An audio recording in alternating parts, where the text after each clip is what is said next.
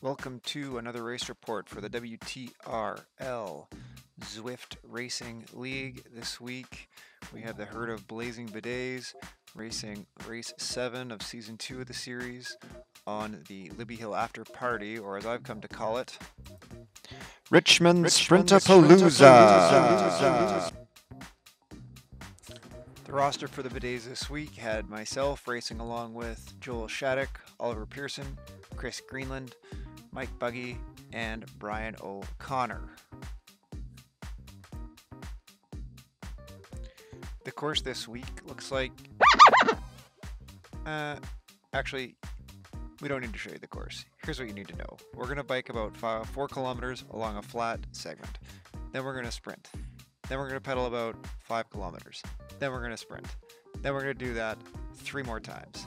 Then it goes down into a valley, a little flat bit, and then there's about a 2.5 minute uphill climb to the finish at the end of the race.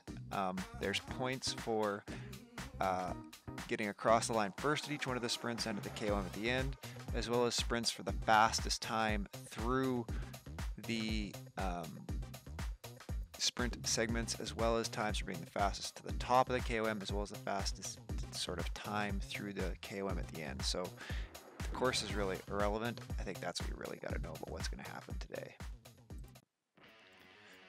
Here we are at the start of sprint 1. You'll see the mic's gone to the front of the group here. I had a truck drafting boost, so we'd kind of been talking on the Discord. I was going to try and do the lead out and get to the front for Oliver and Mike to come through, so you'll see me drop it right here as I come around the corner.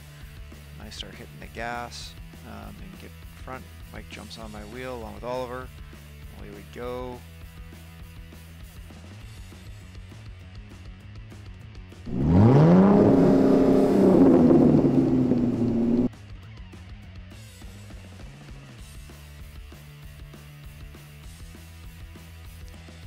You'll see here at the line, Mike comes in second.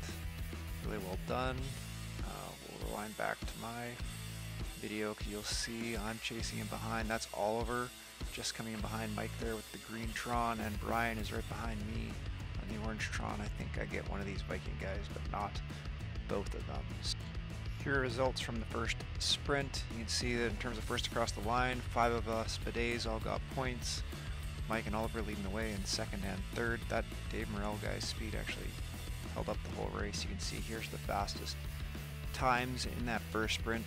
Something to keep a note of, that 4th place spot. That guy didn't finish that high in the overall sprint, and that's going to be a bit of a theme here. In any event, here we are with the points after the first sprint. We should be pretty happy with that. We've got the most points. You're going to see some of these teams drop off because those fastest times don't hold up. Here we are now into sprint number 2. Our strategy here was pretty much the same as sprint number 1, except for I was going to try and go a little bit later on the lead-in with my truck this time. So go ahead and watch. Again, Mike dropped the big power here.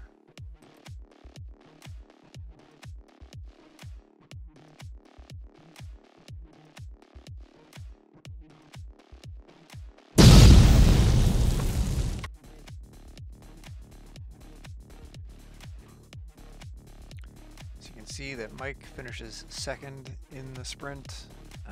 Take a quick look at my angle because you can see I finish third, just in front of a couple of Vikings guys, which felt pretty good.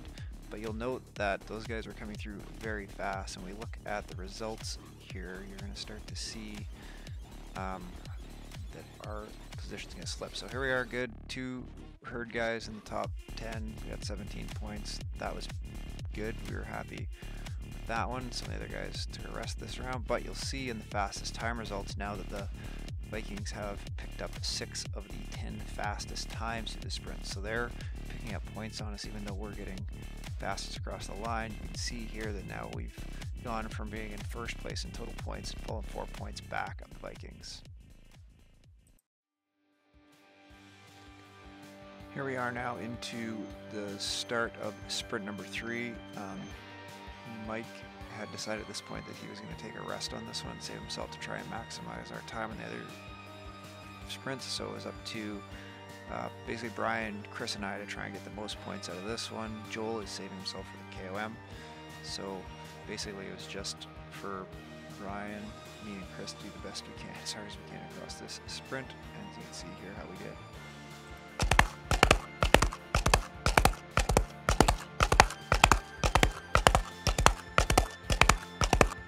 Then we're just going to flip to this angle so you can see Chris's sprint. He's in the orange cap, pink Tron. He's going to give her through here. You just see at the top of the screen. We're going to get the results here. You'll see that Chris comes in 10th place. Brian was just ahead of him in 9th, and I managed to get in 5th. So 3 more into the top 10, which is good. But then when you go to look at the fastest time through, it's still 6 Vikings up there in the fastest time, so they're still getting a lot of points at this point in the fastest time segment. And so when it comes to the overall results at this point in the race, we've slipped just a little further back. We're now 13 points behind those Vikings for the total for the race. Moving along to sprint number 4. I think at this point we're a little bit of every man for himself, just do the best you can to get across the sprint line every time. So there wasn't any particular plan to lead out or anything else, just trying to finish in front of as many Vikings as you could. So watch along here as we see how the sprint goes for our team.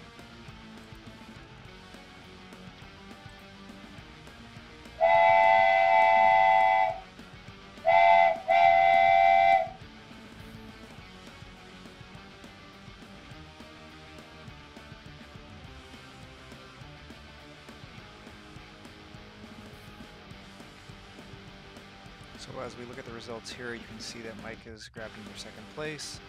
I managed to come in 7th, and Chris did a good job to come in 9th on this particular sprint. When you look though at the fastest times, you can start to see that the Vikings were moving up the rankings in those fastest times again. And the result of that was that we continued to lose ground in the points as they took more and more of those fastest times of the sprint points, and as well add on some first across the line points. So we're almost 30 points back going into the 5th sprint. So here we go on the lead into the 5th and final sprint of this race. I think at this point we're all pretty much in just do the best you can. There was no particular strategy. I was trying to mark one of the Vikings guys who kept coming in quite high, but it was hard to see where he was. But anyway, watch and see how fast we go.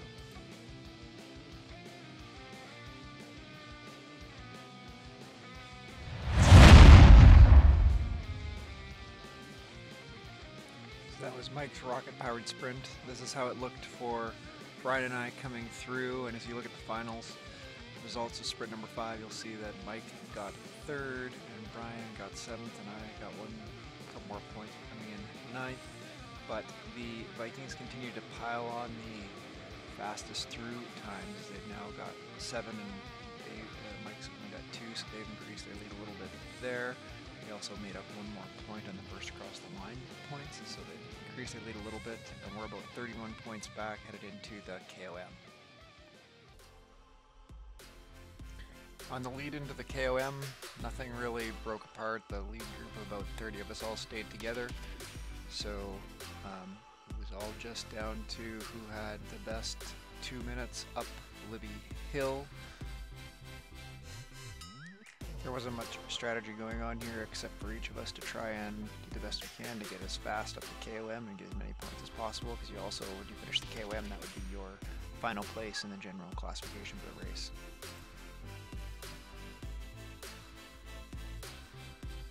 So you can see Joel's in a really good spot here. He's sitting about 3rd, 4th place as they come into the very steepest part of the switchback. I think he gets a bit of bad luck here. You can see there's 2 guys in front of him with a feather, another guy coming right behind him with a feather. So there's a lot of feather power-ups that go off right around Joel, which is, tough. These guys are good riders. Joel's a good rider. So when one of these guys gets feather power-ups, it's really, really tough to be able to make up that advantage that they get, especially on these 14% grades.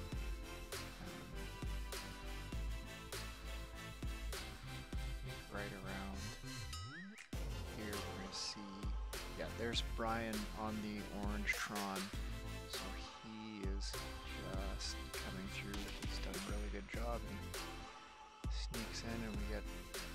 7 and 8.